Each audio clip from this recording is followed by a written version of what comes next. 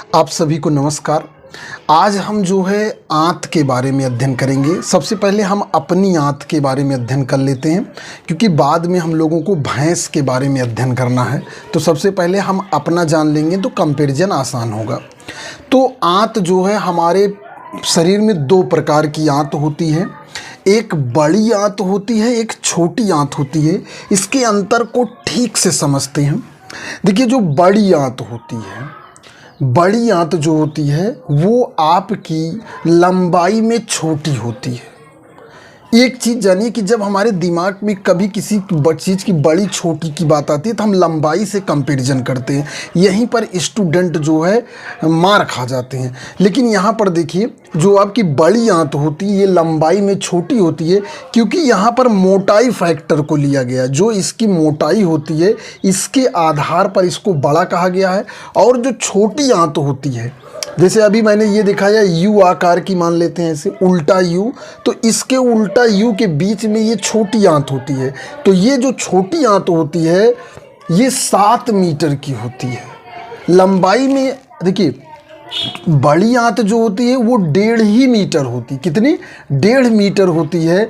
लेकिन जो छोटी आंत होती है वो 7 मीटर होती है। लेकिन इसका व्यास, ये अगर ये जो नली होती है इसका व्यास आप देखेंगे तो ये बहुत ही कम होता है, मिलीमीटर में होता है। आइए हम जानते हैं इसका क्या फ़ायदा है। देखिए, जब हम भोजन खाए, हमारे स्टोमक अर्थात पेट में गया, पेट से भोजन जो है वो छोटी, किसमें? छोटी आंत में जाता है। छोटी आंत में जाने के बाद भोजन पचता है और उसका ठीक से अवशोषण होता है। अवशोषण का मतलब जिस लिए हम भोजन खाए थे, हमने भोजन किस लिए खाया था? कार्बोहाइड्रेट, प्रोटीन, विटामिन, वसा, मिनरल्स, इन सब के लिए भोजन खाए थे। ये हमारे शरीर में जो है अवशोषित होते हैं।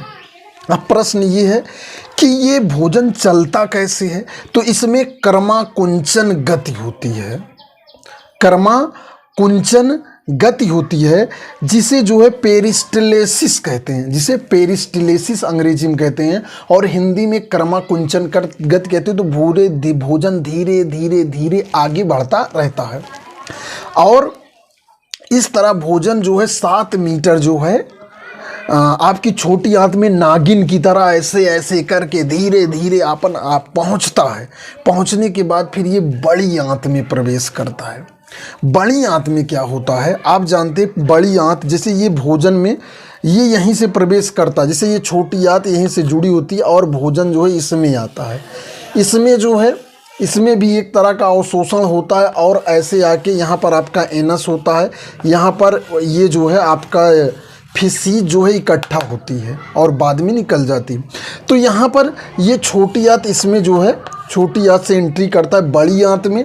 हमें जो ये आपको बताने का उद्देश्य है, आपको ये क्लियर होना चाहिए कि बड़ी आंत की लंबाई छोटी होती है और छोटी आंत की लंबाई बड़ी होती है। यहाँ पर जो बड़ी और छोटी का मानक है वो उसकी मोटाई के आधार पर रखा गया है कि उसका व्यास जो होता है वो त्रिज्या और व्यास उसका छोटी आंत का कम होता है। ठीक है, इसलिए उसे छोटा कहा जाता है।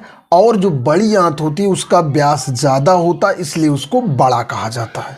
तो ये हो गया बड़ी और छोटी आंत में जो कन्फ्यूजन रहता है। ख़ास तौर से जो छोटे बच्चे भी 6, 7, 8 में पढ़ते हैं उनको अक्सर क्लियरिटी नहीं हो पाती है। तो आशा करता हूँ इस वीडियो से जो है क्लियरिटी आएगी बच्चों में और पढ़ने का उत्साह बढ़ेगा। और देखिए, यहाँ पर जो बड़ी आंत होती है, देखिए इसी बड़ी आंत के नीचे अपेंडिस होता है।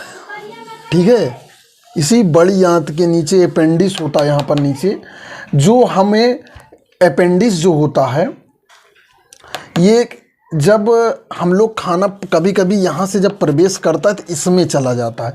किसी किसी में ये बनावट जो है ये एक तरह का अवशेषी अंग है। अवशेषी अंग का मतलब ये सिद्ध करता है कि हम पहले घास खाया करते थे, अब नहीं खाते हैं, इसलिए वो धीरे धीरे अवशेषी हो गया, अब हम पका कर खाने लगे हैं। तो ये अपेंडिक्स का जब किसी में इसमें थोड़ा बहुत भोजन साड़न पैदा हो जाती है तो दर्द होता है, जिसे ऑपरेशन करके निकाल दिया जाता है। तो इस पाचन में बहुत सारी प्रक्रियाएं होती हैं, बहुत सारी रिएक्शंस होते हैं। पाचन का मतलब होता है बड़े मॉलिक्यूल को बायोलॉजिकल उत्प्रेरक की उपस्थिति में छोटे मॉलिक्यूल्स में तोड़ना ही पाचन है। ठीक। और इस वीडियो में आप एक चीज़ जानिए, बड़ी आंत की लंबाई छोटी होती है और छोटी आंत की लंबाई बड़ी होती है। ये जो बड़ी और छोटी का कॉन्सेप्ट है, ये आपका आंत की मोटाई उसके व्यास के आधार पे है। तो इस वीडियो में इतना ही। मैं गुलाब चंद मौर्य, साइंस टीचर। धन्यवाद।